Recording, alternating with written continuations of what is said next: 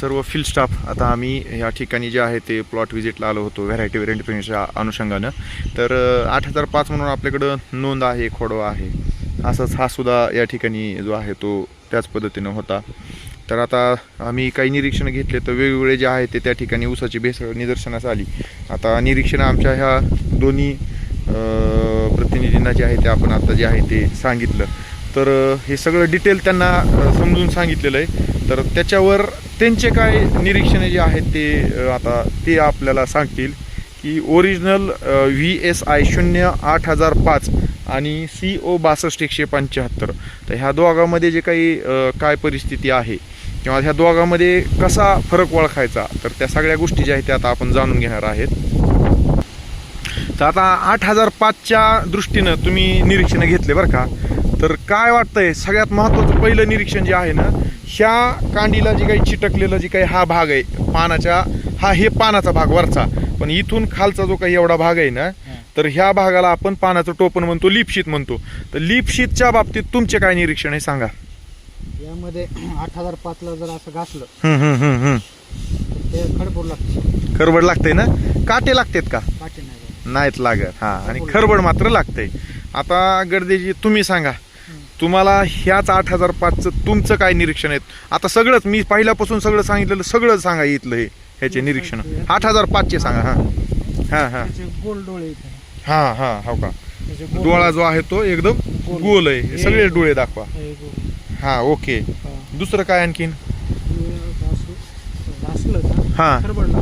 खरबड लागते. बरोबर आहे.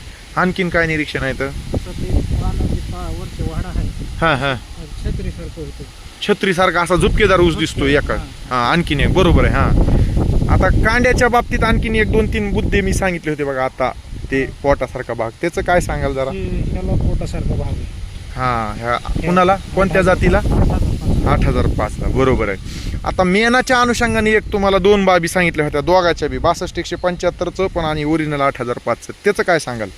75चं आहे का? हा असं घासलं का मऊ लागतंय ना. किती बी घासलं तर मऊ लागतंय, खडबड अजिबात नाही. आणि एक डोळा आहे का असं उभा आहे. उभा म्हणजे आपण ह्याला काय म्हणतो, नामाकृती डोळा आहे का नाही. हा गोल नाही तर हा नामाकृती असतो. आणि बरं आणखीन दुसरी आणखीन एक महत्वाची खूण सांगितली होती, कांड्यावरचं मेन. त्याचं काय, दोघांमधला काय फरक आहे? पांढरं आणि गडद असं आहे का नाही. म्हणजे ह्या 62-175 वर मेनाचा जो काही थर आहे हा अति जास्त आहे, मोठ्या प्रमाणामध्ये आहे का नाही. तीच कम्पॅरेटिव्ह जर आपण ओरिजिनल 8005 मध्ये जर बघितलं तर तो ह्याच्या कम्पॅरेटिव्ह कमी आहे. बरोबर आहे. आता आणखीन एक सांगा, दुसरं एक आणखी नाही. ह्या दोन्हीचे जर आता बघा असे धरा, सरळ दोघं, तुम्ही सरळ धरा आणि तो बी धरा. मला सांगा, झिगझॅग कांडे म्हणजे थोडेसे बाग दिलेले कांडे कुणाचे दिसायले तर एकदम स्ट्रेट कांडे कुणाचे दिसायले तर? बाग दिलेले कुणाचे आहेत? आणि एकदम स्ट्रेट आहेत का? स्ट्रेट पण खरं आहे का? हे दिसायले का? हे लक्षात आलं ना हा पण मुद्दा तुमच्या. ओके. आता दुसरा आणखीन एक राहिला आपला महत्वाचा, पन्हाळ दोघाच्या बाबतीत सांगा कुणाची कशी असते ती?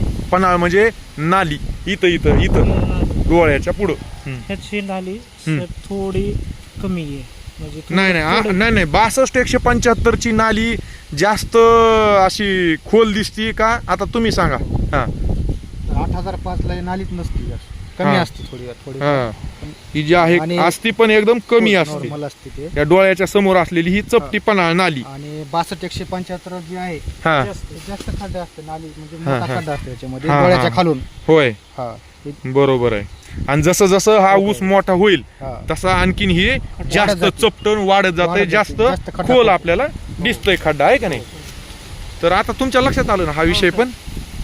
तर इतर फील्ड स्टाफनी सुद्धा थोडेसे असे निरीक्षण घ्या. आणि असे जे काही 62-175 जास्त भेसळ जर असतील तर थोडंसं त्याचं जे आहे ते हार्वेस्टिंग करताना थोडासा विचार करा. दोन्ही जातीतली भेसळ कशी ओळखायची. आता हा शेतकरी जो आहे ह्याला काय म्हणायला तर ह्या 8005ला सॉफ्ट 8005 म्हणायला, बरोबर नाही. आणि एक कठीणवाला जो आहे तो आपला ओरिजिनल आहे. आणि सॉफ्टमध्ये म्हटलं तर हा 62-175 आहे. आणि बऱ्यापैकी सगळ्या भागामध्ये अशा पद्धतीची भेसळ आहे.